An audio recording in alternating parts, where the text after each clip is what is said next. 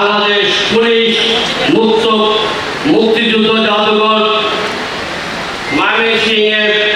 শুভ উদ্বোধন অনুষ্ঠানে এবং